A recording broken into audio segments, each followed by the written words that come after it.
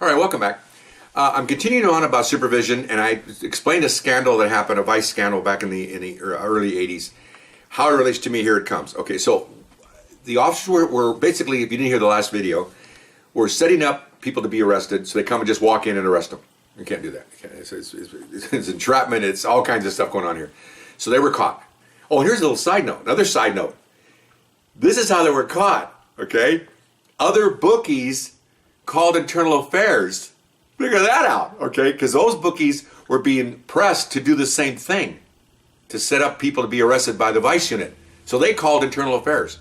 Like when I worked vice and I go to get a complaint about a liquor store or a bar, if you look at my stories on realcopstoriesvideos.com, we got the complaints about bars and liquor stores from other bars and liquor stores. It's really weird because they're getting screwed by not having the business. They see juveniles and kids going into the bar or liquor store, and they don't want that. So they call us, and we go in there, we rate them, and then everything's back to normal. So that's interesting, okay, that other bookies turned in these bookies, turned in the officers actually for what they were doing. Okay, so Internal Affairs got involved, and they go in there and they interview all the bookies, good and bad, the ones that were set up, and all the truth comes out. You know, they got polygraphs and everything else.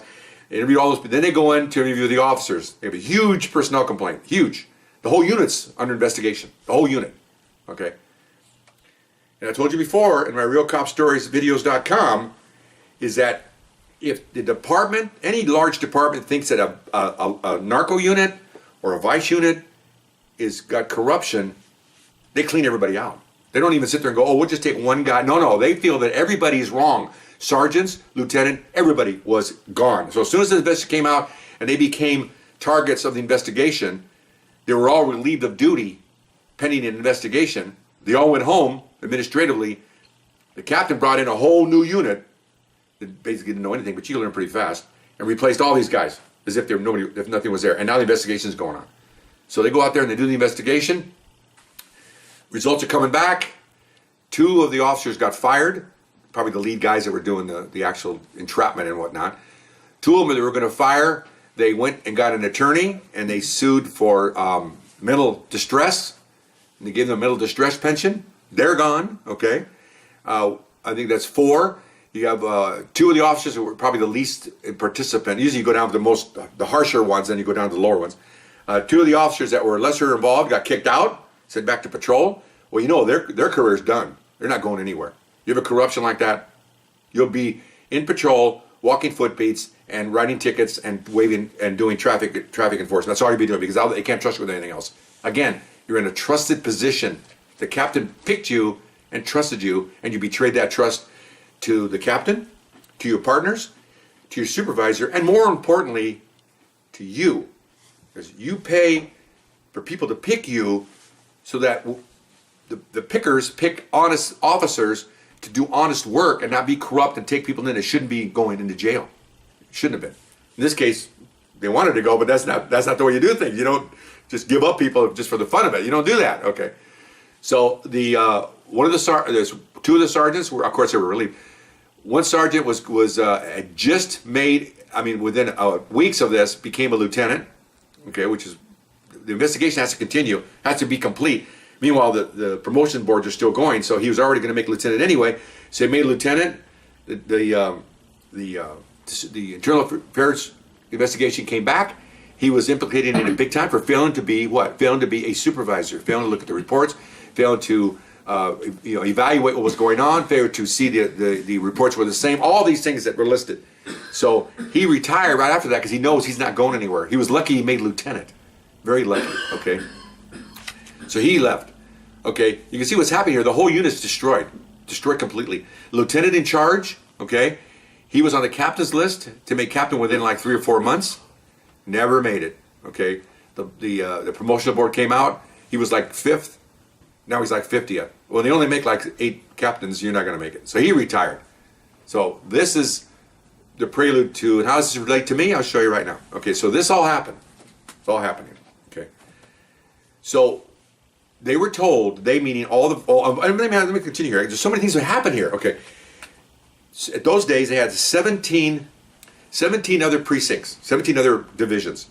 Each division has a vice unit. So when that happened, Internal Affairs geared up, and here they come. They went into every single unit doing audits. Okay? Well, you haven't done anything, but since you have a name of vice underneath title to you, then they come in there checking your arrest files, your arrest reports, your bookmaking lists, your they're in there. They're just basically auditors walking in there, sergeants with suits, and they're going through every single office. Okay, that's a lot of work. 17 divisions. So within a week, they had them all audited. Everything was audited. They found some minor things, but they were putting what they're doing is they're putting the fear of God to all the supervisors, and everybody knows now what happened. It's a small, it may be a large unit of 9,000, but it's a very small vice community. There's 18 divisions with probably about 6 officers per division. That's it for vice, citywide. Not a lot of people. You're talking about 9,000 cops. Very small percentage of the cop population are vice cops. So you all know what other units are doing all the time. So the word went out, man. Here they come. Okay, so anyway. So now they were also told by the chief, you got to bring in fresh blood. You got to bring in, if you can find them, bookmaking experts to teach your people how to do bookmaking, because they did it completely wrong and they were desperate to make numbers, and in their desperation of A, didn't know what they were doing, and B, wanted to get some arrests, that they did a lot of bad things. You need to bring in expert guys that you can find to teach the officers and supervisors how to do bookmaking the proper way. Okay, so now here I'm getting off the track, come back on track now. I was a bookmaking expert for 22 months at the other division. I didn't know this, but the sergeant upstairs was looking for someone. He'd get the roster out, and he's looking at all the guys in there. 200, I think it was over close to 300 officers. Looking to see if anybody has a vice experience. Well, my name popped up. Okay, so I'm walking down the hallway, and here comes this vice supervisor. Hey, how's it going? So-and-so, how you doing? You know, he goes, hey, I used to work vice. He goes, you work bookmaking? Yeah. So now he's giving me a kind of a standing interview. And I'm thinking, okay, he wants me to come work for him. And I heard about the scandal, because again, I'm no vice cop. I got vice cops all over the place. I'm thinking, oh, this is weird. So he tells me, he says, yeah, we're looking for bookmaking experience. Would you consider coming and working vice? Well, okay, here's the thing. I love vice. I absolutely loved it. I loved vice. I loved everything I did, but vice was fun because it's very challenging for the reason why they got in trouble. It's ironic here, isn't it? That it's difficult, but I liked it because it is difficult. Is that an O. Henry? I don't know what the hell that is. Okay, anyway, but it's a weird thing there. So I loved it, and it was fun. Oh gosh, it's fun. But there's also work to be done, especially with bookmaking. Very difficult bookmaking. I knew that if I got in there, I'm only there for one reason: bookmaking, because they have guys that check bars, work prostitutes, gamble. That's fine. They have 3 other cops for that, but they need a bookmaking guy. Okay, so I thought, let me think about that. So I thought about it, and it's unprecedented for some officer to get a second vice tour. It's very unusual. You only get one. And then usually because guys either promote or they don't want to do it, or they just move on. They don't get it. So I thought, well, this is a good chance for me because I wanted to promote eventually. I thought, well, it'd be good to have 2 vice tours in my package. My gosh, it'll double my chances. Turned out it did down the road. But anyway, okay, fine, good. So I'll take it. And the captains that picked me to come to this position I was in now had already transferred out, so I had no loyalties to them because I felt I had some loyalty to the guys that brought me here. They were gone, so now I'm just kind of like a free agent, kind of thing. Okay, I'll go up there. Well, it was a 95% great decision to go up there. It was a 5%, it sucked, because I found out this supervisor was a piece of crap, okay? Found that out. I'll tell you, I'm going to have a whole list of stuff that he used to do. Oh my gosh. But anyway, because we're on a supervisory vein here, not just talking about what I've done in my war story. So sure enough, within the next month, I'm on the transfer, and I'm back to I'm back to my home, I call it. I'm back in vice, okay? Prior to that, I just said goodbye to everybody, and now I'm back in vice. Okay, fine. So I'm in there with 3 guys who don't know anything about bookmaking, and the 2 supervisors. The guy that picked me, I'll call him supervisor number 1. He's in charge of the vice unit, and then there's supervisor number 2. Both those guys know nothing about vice, or bookmaking, and very little about vice, but they can learn about the vice. But bookmaking's a whole different ballgame. So I go in there, and and this two supervisors got me off to the side my first day. I got assigned a partner, but he was in the office. They took me off to the side. Okay, what's your plan? I've been there 10 minutes. What's my plan? Okay, so but I did over the weekend. I was off. I was off the weekend. I started Tuesday. I got Sunday, Mondays off. So I worked. I thought, okay, they're going to want results here, but not like the way it was in the scandal. They want righteous results. So I kind of figured out what I would need to do. Okay, so I told them what my plan was. We're going to do this and this. We're going to maybe get a couple guys undercover. They're like, okay, oh wow, that's great. Okay, fine. So here we go. So just give you an example of how difficult it is. Got a guy with a false door front. He's got a metal door. He can see through one of those metal grates. type screen door things with electric solenoid to let you in.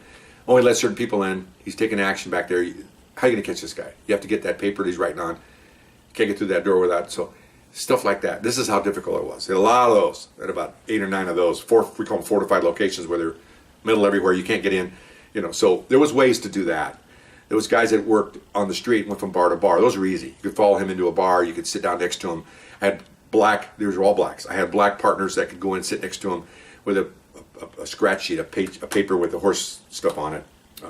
It's called, I think it was called NPR. I think, yeah, so many years. It might have been an NDR. I think it was an NDR. It's a racing form that you can buy at liquor stores. Or they had a copy of the newspaper. It used to be the Herald. It had a whole racing section, and then people used to I used to fold it into those section, and of all the horses, you write down your notes, and okay. So you can do that. There's a lot of ways you can do this. You can capture people coming out of these fortified places, and basically tell them you know what they're doing, and make them turn as a witness. Otherwise, you'll arrest them, which really is just a bluff. Okay, it's baiting. It's not entrapment. It's trapping. You kind of tell them you bait them into possibly turning in their bookie with some phony allegations, which you can't. We're allowed to do that. Everything we do is from approved case law from the state of California. We're not doing anything illegal, even unlawful. We're doing it the way they told us how we can do this. Okay, certain ways we can do it. So here we start the tour. Now I'm back on track now. Okay, about supervision. Okay, there's so many things here. I wrote them all down, but oh my gosh, it's just this guy's something else. Okay, so we had an operation where we had a dance club where male dancers were up there dancing on the stage, like a Chippendales. And they were having sex on the stage. Okay, so I told my supervisor, this supervisor, number one, we're going to do all this. He's one of those grand, plans, okay?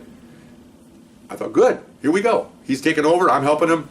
Okay, so bottom line is we raided the place. We had some undercover female officers. We took the guys in custody, clean case. I went to the city attorney's office. So in the middle of all this, we have dancers in the station. We have like 30 witnesses taken in a van to be witnesses against the dancers. We're all at the station. I think it was like 6 dancers over there. And they're all ladies. It was ladies' night. So we got all these ladies, business women, regular righteous ladies. They're in a huge holding area. Okay, so now can you imagine? We're in the middle of this, and we go, okay, here we go. He goes, well, this is number one. Well, I think we're going to have to let everybody go.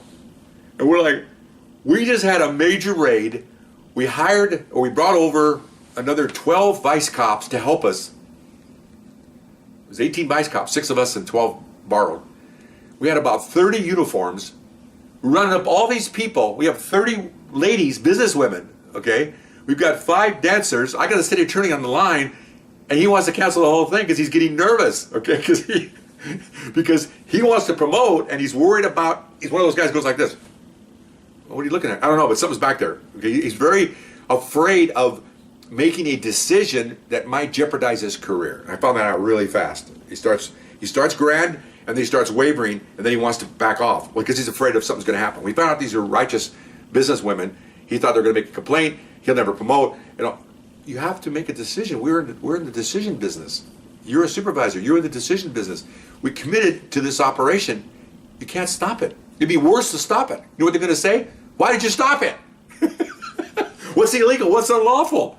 Okay, so in the middle of all this, we're just looking at my partner, who was a huge gentleman that came out of the department. He was 34, 1 year before the age. Big guns, big, really nice, gentle giant. He got so mad at this supervisor because we were going to call it off. He walked over to a table, detective table, picked up a telephone book. It's thick. Ripped it in half, threw it across the room, and said, I'm going home, and walked out the door. And I'm like, the 3 of us out there, we're just like, it was one of those E.F. Hutton moments. We just sat there like 10 seconds, nobody said nothing. Okay? I'll come back to that. I'm running out of time. Okay? I'll be back in a few minutes and continue the story. Thank you. Bye-bye.